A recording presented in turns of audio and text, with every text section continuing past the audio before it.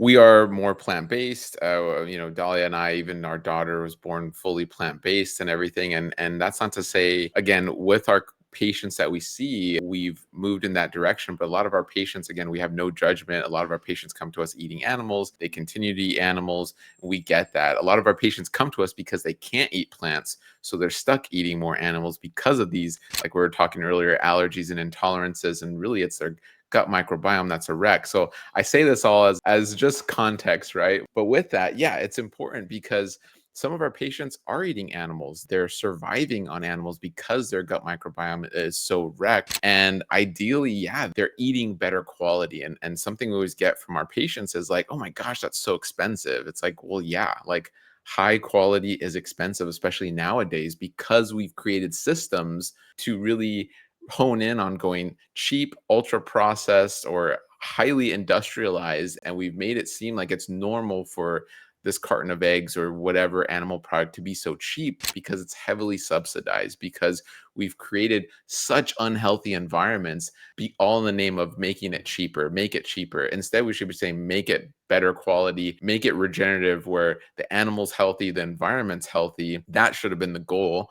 Hopefully we moved that goalpost a little bit. But all that to say is, the beautiful thing is when people are paying more for the animals they're eating, they might then add more plants and go like, oh, I'm going to add some of these lentils as well as to what I'm eating. And I'm going to add more of the greens. And I mean, the list can go on, right? All the legumes and the nuts and seeds. And, oh, I can get amino acids from there as well. Yeah, this meat I'm buying is so freaking expensive because it's regenerative, certified organic. And now they start to add in more plants, right? And we see that in some of our patients. That's also a mechanism to add in more plants. We are big fans of adding more plants, where it's a win-win, right? You're eating more plants, you're eating more fiber, you're building your gut microbiome, which is going to help protect you from a lot of these environmental toxins as you're shifting habits, and it becomes a win-win.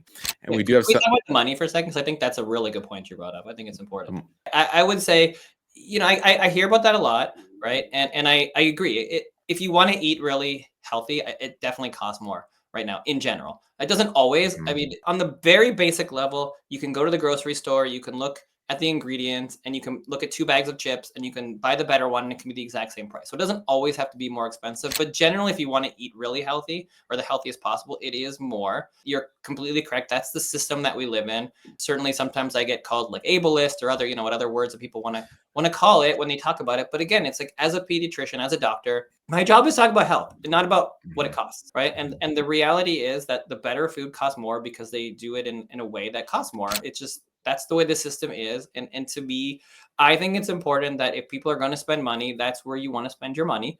And whatever you could do, whatever you can afford, that's where you are. And I think that whatever you can do within your means and your budget, that's where I would spend my money, to try to be healthier as much as I can. And if I was to focus anywhere, it's on that. So buy the healthier food. But in the bigger sense, like, that is the discussion that has to be had in the policy level. And that's a part of why I got involved in the first place. Was I do think that at the end of the day, we're not going to change this completely until we change the system, because Mhm. the system is incentivizing cheap, and the system has to incentivize healthy.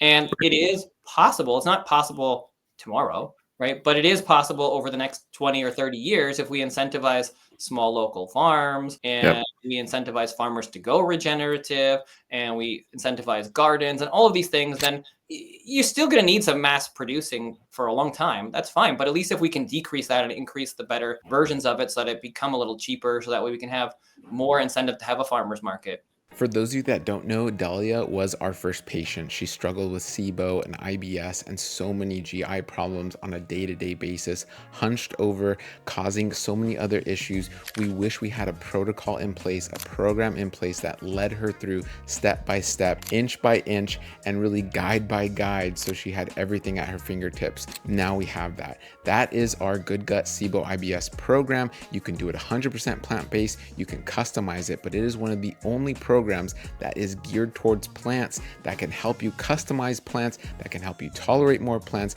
and really gets to the root of your SIBO, of your IBS, of your ISO, SIFO, IMO, and any other type of overgrowth.